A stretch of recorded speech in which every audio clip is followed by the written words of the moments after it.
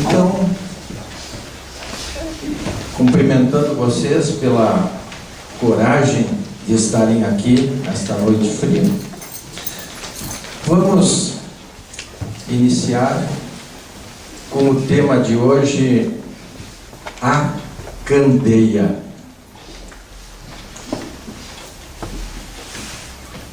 A candeia é vista por alguns de nós como sendo apenas uma luz,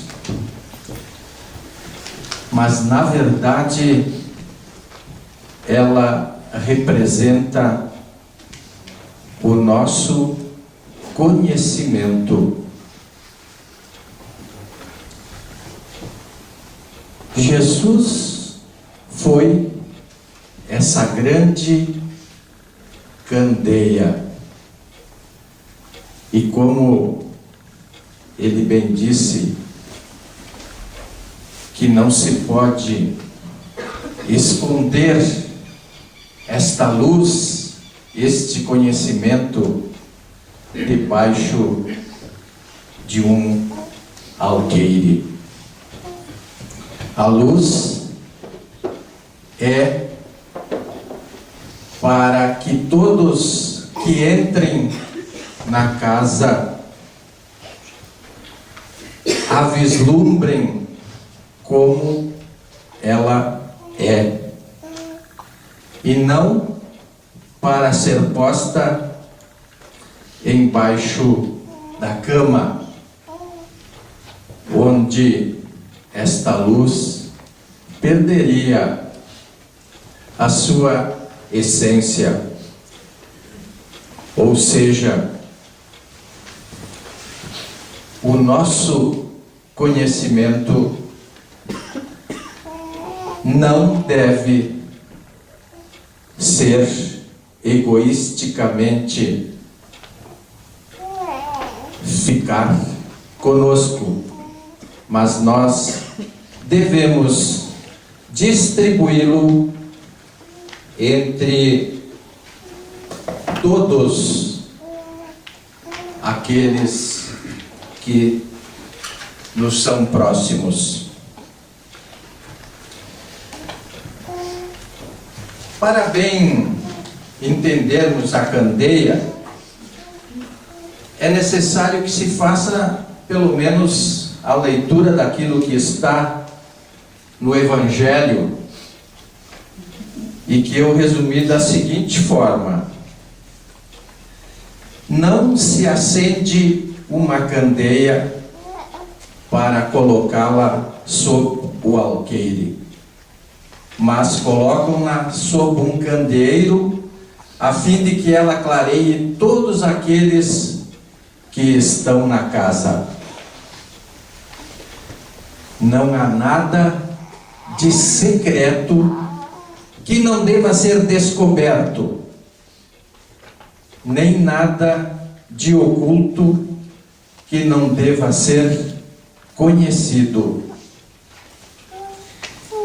Eu lhes falo por parábolas, porque vendo não veem, e escutando não ouvem, nem compreendem.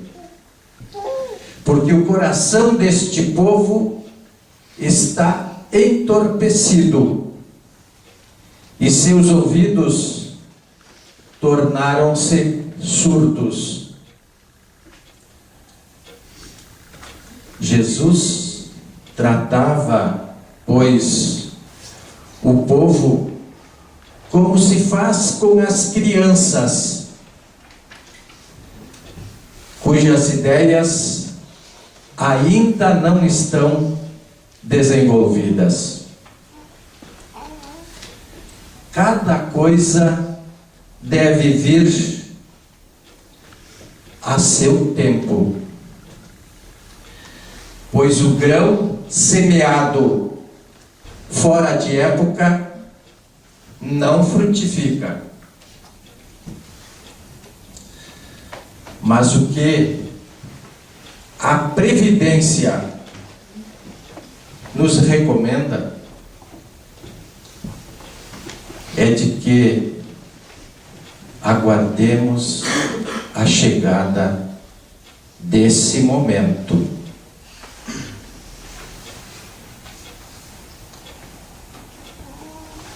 Sem a luz da razão, a fé se enfraquece.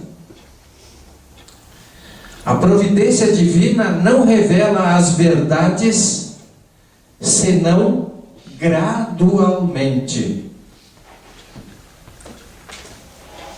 As revela sempre à medida que a humanidade está madura para receber estas verdades.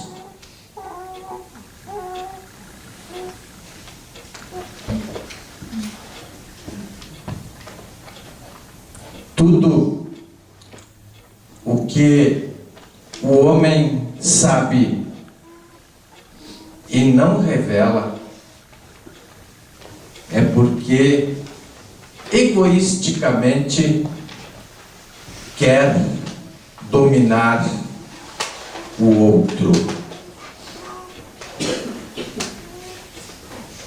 E por isso, muitas vezes nós encontramos alguns profetas que nos escondem a verdade para obterem vantagens disso.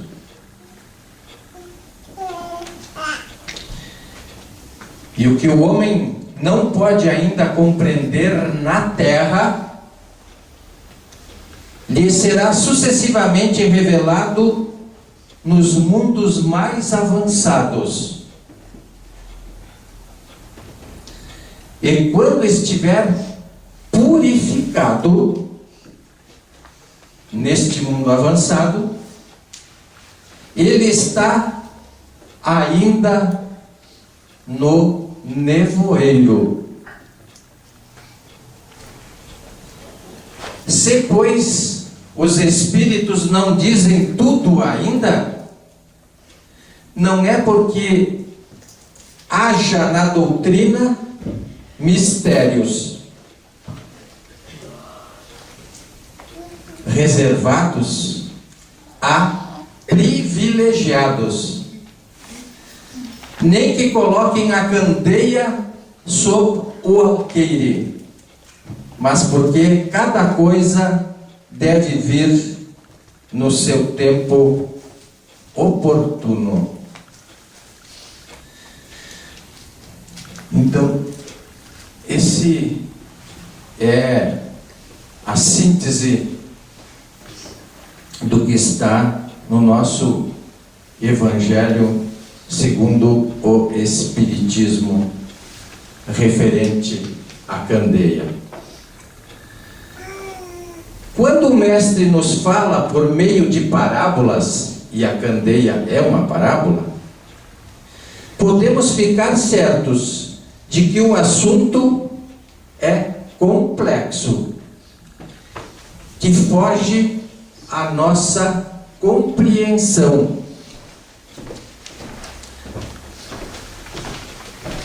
Parábolas são pequenas histórias, e os historiadores as utilizam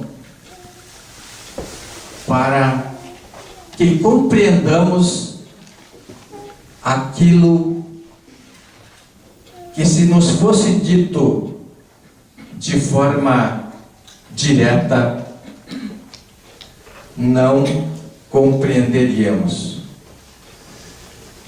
Por isso que aqui se fala que Jesus tratava, pois, o povo como se faz com as crianças, cujas ideias ainda não estão desenvolvidas.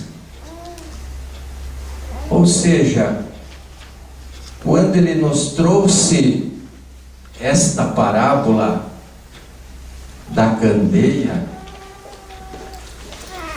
ele buscou a forma mais simples para que nós entendêssemos aquilo que uma criança entenderia, mas que longe está da realidade. A realidade é outra, mas não temos como compreender esta realidade porque nos falta alguma coisa.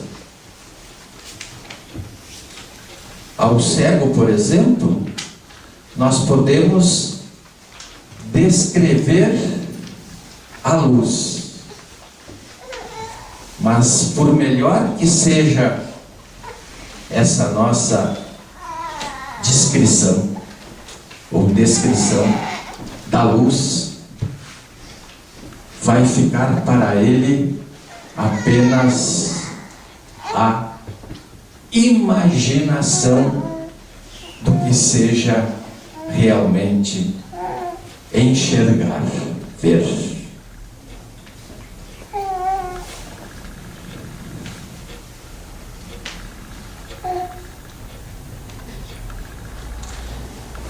Nós podemos também fazer um paralelo entre a matemática e a candeia. Por exemplo, um mestre em matemática, ele iniciou fazendo este simples raciocínio: 2 mais 2 são 4. Hoje, ele adulto, professor universitário, pós-graduado, domina perfeitamente o teorema de Pitágoras.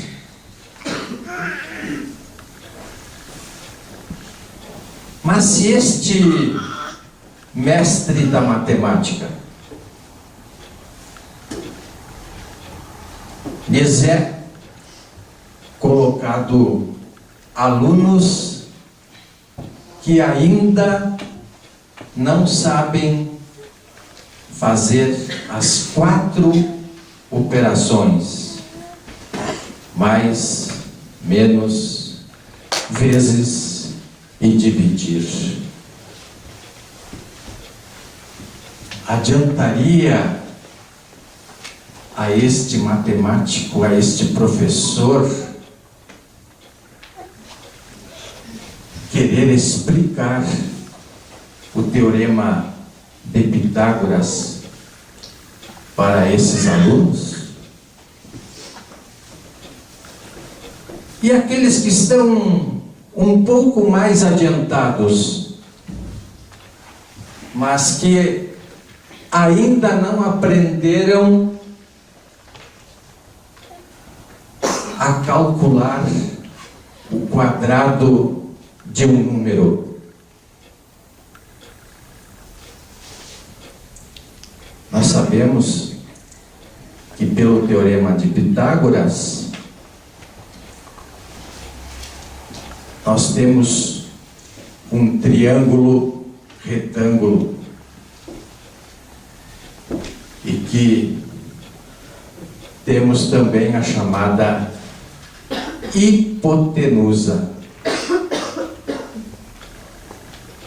seja, se nós temos um lado do retângulo 9 centímetros, o outro lado do retângulo 8 centímetros, e queremos saber qual a hipotenusa,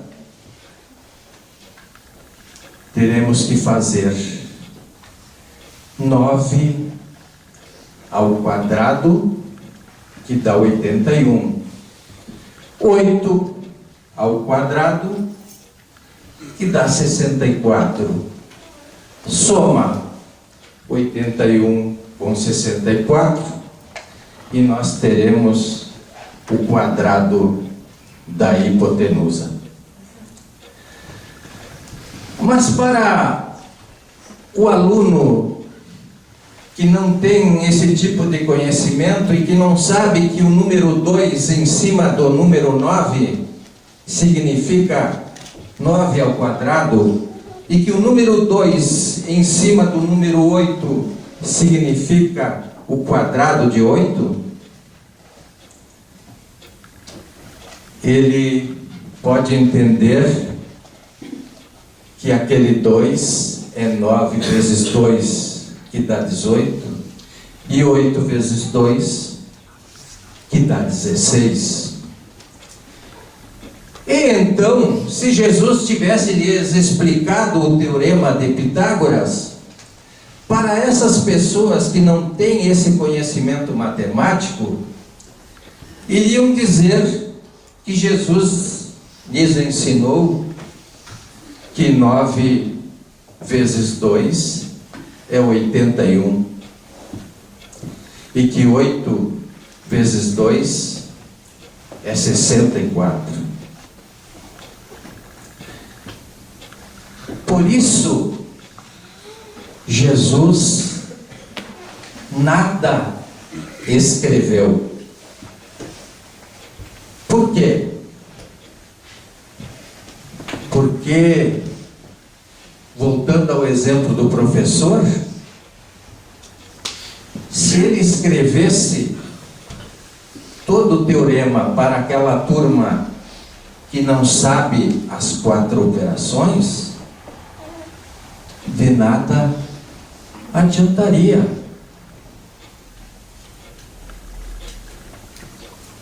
Então, ele se dizendo: eu sou o caminho, a verdade e a vida. Ora, a verdade é uma só. E se ele é a verdade,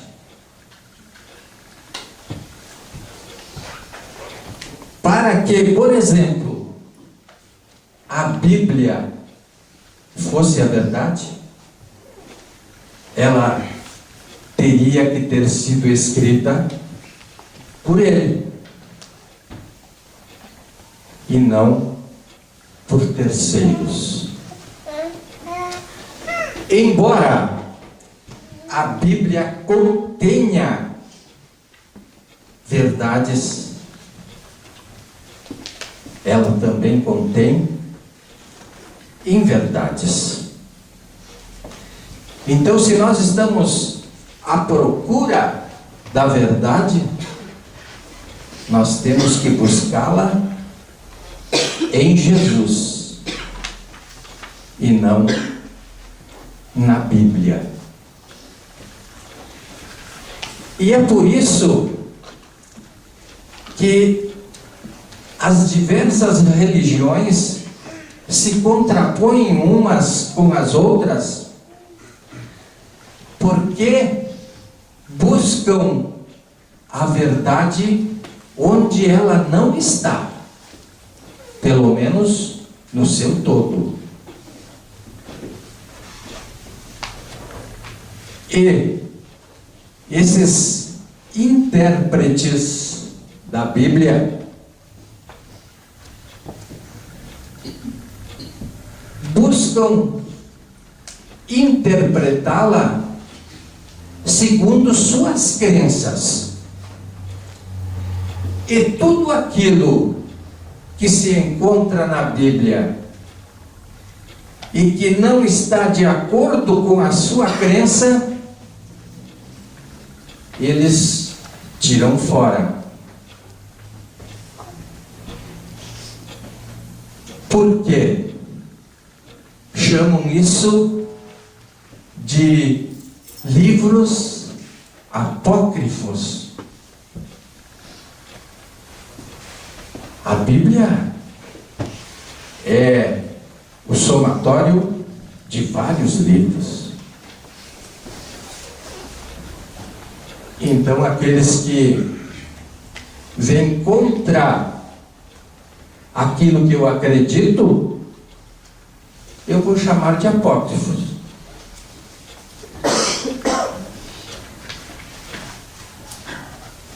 E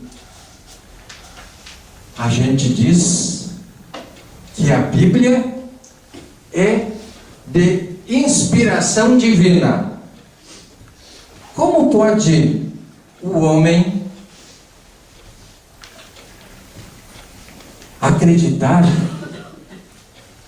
que, se a Bíblia é toda de inspiração divina, ele pode excluir parte dela,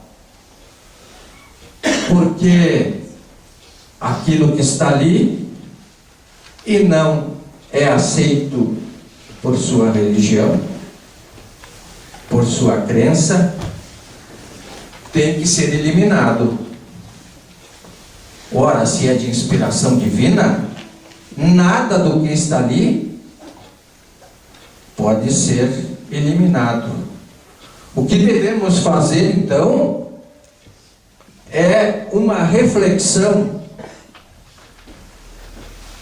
sobre: será que a minha crença é 100% verdadeira? Ou será que eu tenho que rever alguns conceitos?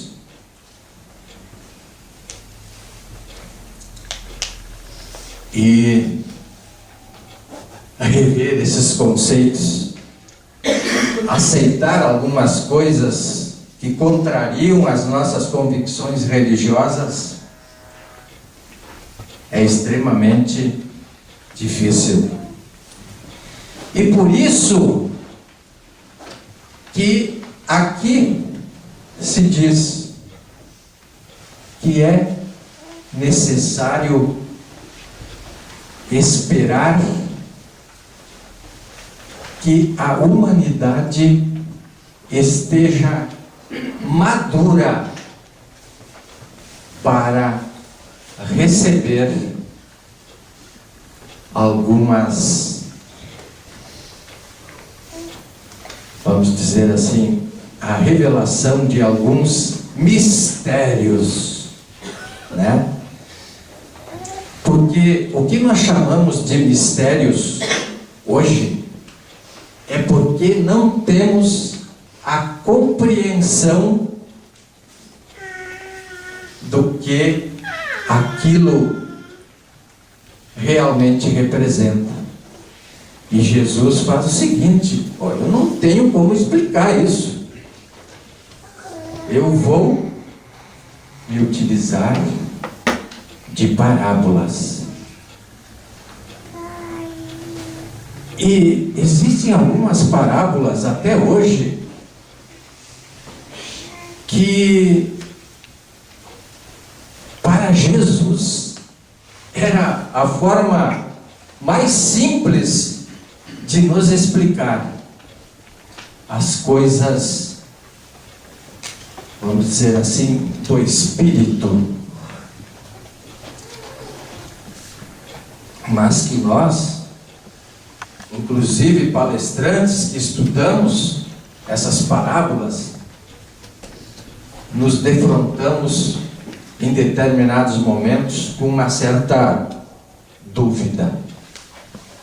E já se passaram mais de 2000 anos. E hoje somos bem mais esclarecidos. isso, o Espiritismo só chegou até nós através, ou melhor, em época em que nós já podíamos entender alguma coisa das coisas do Espírito. Começamos com as mesas girantes, coisa que hoje não se vê falar, não se vê nem pessoas brincando com as tais mesas girantes, as pranchetas e coisas do tipo. Ou seja, as mesas girantes serviram para despertar em nós curiosidades sobre os espíritos. Afinal de contas, morremos e vamos para onde? Ou morremos e extinguimos? A prova de que nós continuamos a existir, e por sermos cabeça dura, tiveram que colocar as mesas girantes para mostrar que alguém estava respondendo às questões combatidas daquela mesa.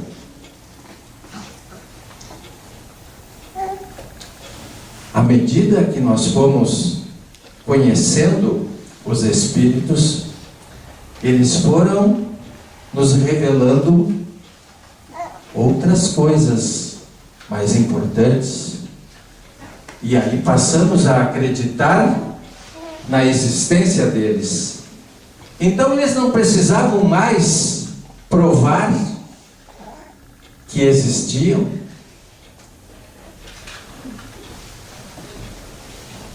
Mas ainda hoje, muitos de nós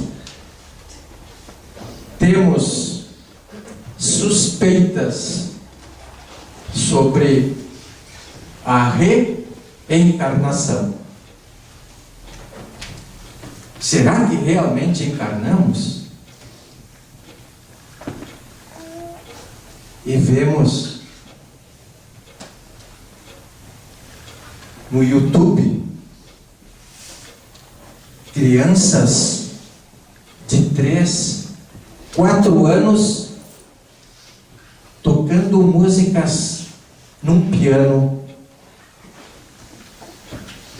músicas muito complexas, e com uma destreza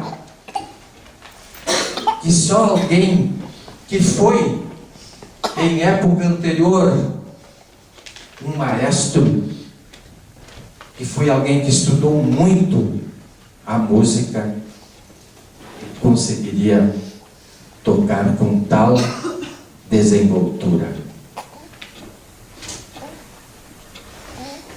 Prova maior do que essa de que a reencarnação existe.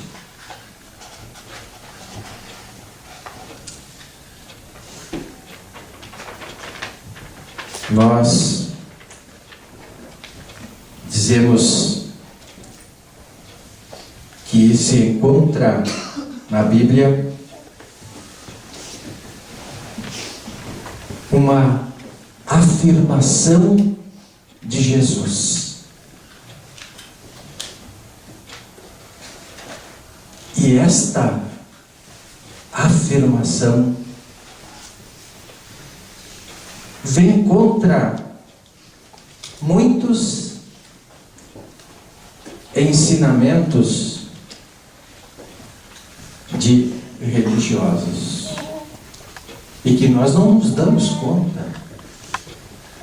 Haverá um só rebanho, e um só pastor. E aí, quando dizem que Jesus virá para julgar os vivos e os mortos, separando os bons dos maus, como assim? Aí haverá 2 rebanhos.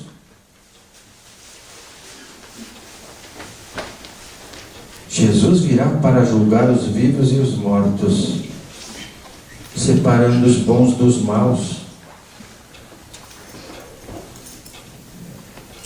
E aí?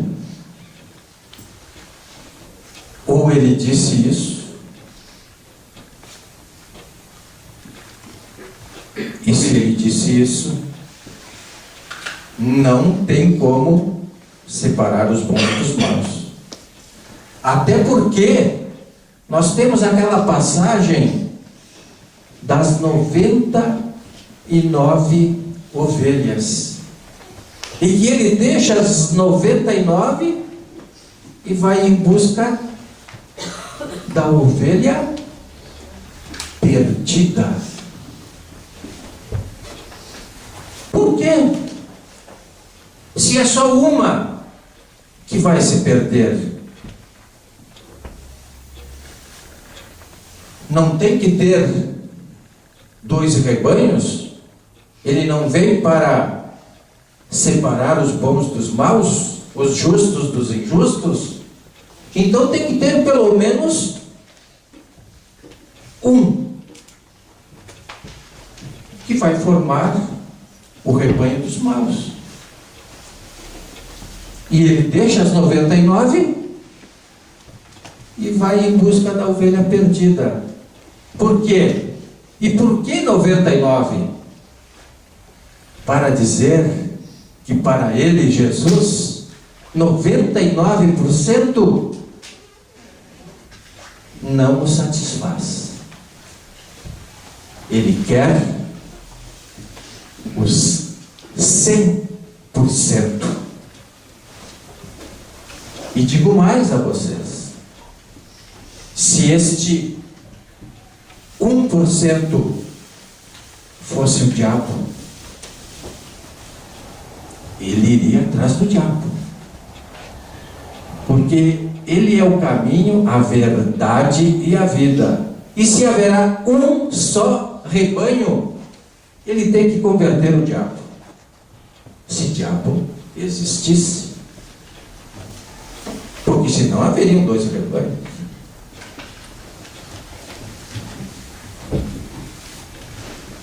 E por isso, quando Pedro perguntou para Jesus, quantas vezes devemos perdoar quem nos ofende? Jesus diz 70 vezes 7 vezes. Não é 7 vezes 7, 49, não. É sempre. É sempre. E a grande prova que ele nos deu desta sua afirmativa foi quando, sendo pregado no lenho da cruz, ele se volta ao Pai, se dirige ao Pai e diz: Pai, perdoai-lhes, porque não sabem o que fazem. O que isso significa? Eu já perdoei. Perdoa tu também, Pai, porque eu já perdoei.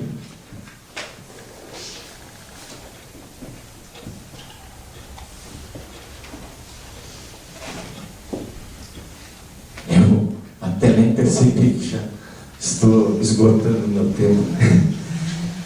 Mas, enfim, acho que deu para raciocinar um pouco em cima desse tema, a candeia. E gostaria de finalizar dizendo: se, pois, os Espíritos não dizem ainda tudo, não é porque haja na doutrina mistérios reservados a privilegiados, nem que coloquem a candeia sob o alqueire, mas porque cada coisa deve vir no seu tempo oportuno. Obrigado a todos.